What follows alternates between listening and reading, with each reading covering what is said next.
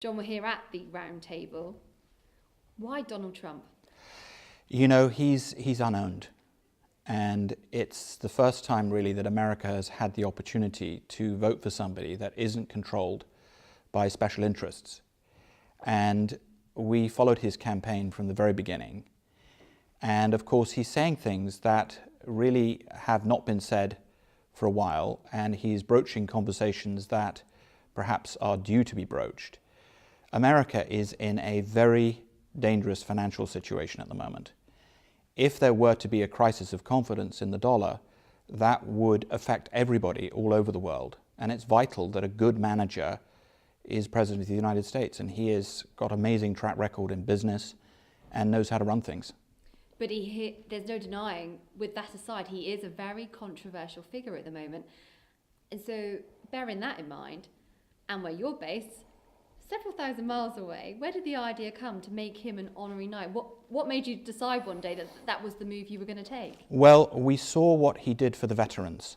And in America, there is a very serious situation where people who have gone to war, and whether you agree with the war or whether you don't agree with the war, what I think we can all agree with is that veterans should get the correct medical help that they need when they come back. And what Donald Trump has done is he has raised a tremendous amount of money for the veterans, and he has promised to make sure that they get the medical help that they need. I think the waiting lists in America for veterans to receive the medical help that they need is highest ever.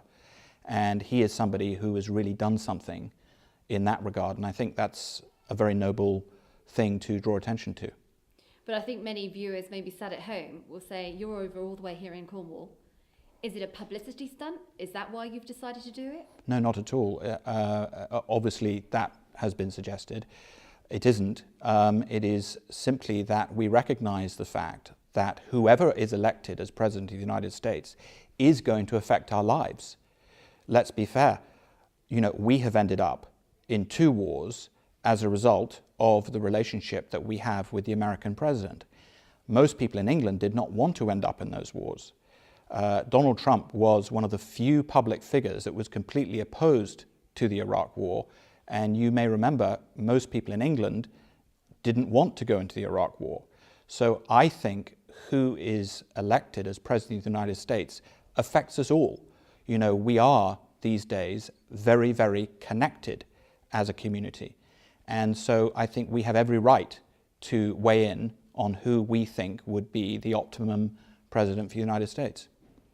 But bringing it to perhaps on a more flippant but slightly more light-hearted note. Yes. Do you do this very often? It's quite an unusual move to suddenly declare you're making an honorary knight. Yes, we do it very, very rarely. And we do it, it is a great honor because the Noble Order of Camelot Castle is something that we do take very, very seriously. We have granted knighthoods previously. Some of them obviously are private for obvious reasons, but in fact we did knight Nicolas Cage. And what kind of response did you get when you knighted Nicolas Cage? Well, I think he is somebody, for instance, who's done a great deal for the arts. And he's encouraged a lot of artists. And I think he was delighted, as far as I know. And what response have you had then from Mr. Trump himself? I know you mentioned his solicitor has been retweeting some of your tweets. Yes, his lawyer did, and one of his, somebody who was working for him in public relations also has been forwarding some of our tweets.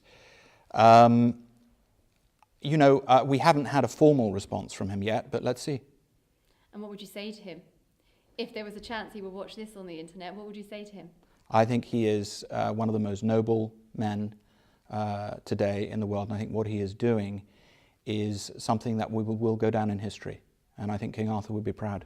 And you'd like him sat here at this very table? Well, we'd be honoured.